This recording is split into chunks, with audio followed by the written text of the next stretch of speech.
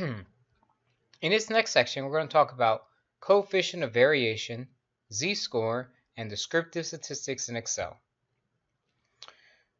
In the last section, we talked about the standard deviation, and we also talked about the mean, and that there are cases where we could have very different standard deviations but the same mean.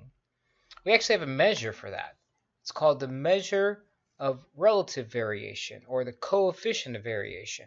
So this shows us the variation relative to the mean, and it's always stated as a percentage. The way we calculate it is we take the standard deviation and we divide it by the mean, and we multiply that number by 100. This is a seldom used but still useful statistic that is commonly used, say, in finance. So let's take these two stocks for example. Stock A. Stock A has a standard deviation equal to $5, and it had an average price last year of $50. We can complete the compensating variation, and when we compute it, we get 10%. Stock B, on the other hand, has a standard deviation of $5. The average price last year was $100. In this case, we have a compensating variation of 5%. So in finance, the coefficient of variation is used to determine which stocks are safer when they have the same expected return. Here, a lower coefficient of variation is interpreted as a safer investment. Locating extreme outliers. The z-score is the number of standard deviations a data value is from the mean. We take the observed value x and we subtract off the sample mean, and then we divide through by the standard deviation. A data value is considered an extreme outlier if its z-score is less than -3 or greater than -3. In other words, this means that that particular x value, is more than 3 standard deviations away from the mean. Assume we have a distribution as follows. The mean math SAT score is 490. The standard deviation is 100. Compute the z-score for a test score of 620. 620 is 1.3 standard deviations above the mean and would not be considered an outlier in this case.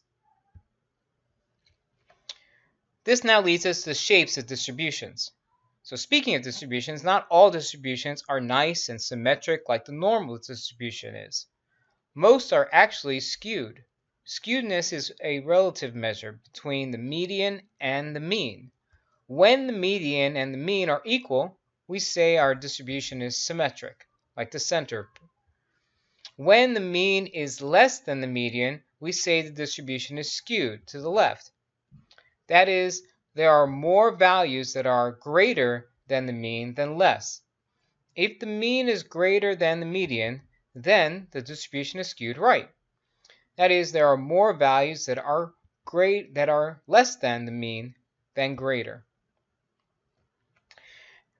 The reason we're going to be using Excel quite a lot in this class is that it's a piece of software that's virtually available on every computer you're going to use when you go to work. It also has built-in functions to calculate lots of things we're talking about. So in Excel, the mean, median, and mode are easy and direct formulas. You do not need to sort the data at all to calculate the mean or the mode or even the median. And Excel does the work for you. You only need to identify the column that has your data and use the formulas. The only difference is for the mean, where the formula name is average. Notice that for the median and the mode, it's actually median and mode. Here for this data set that we have, we're not showing some rows. The mean is 490, the median is 475, and the mode is 450. They're all kind of clumped next to each other, so it gives you some idea this is probably a normalish looking distribution. The same steps can be done for the measures of variation.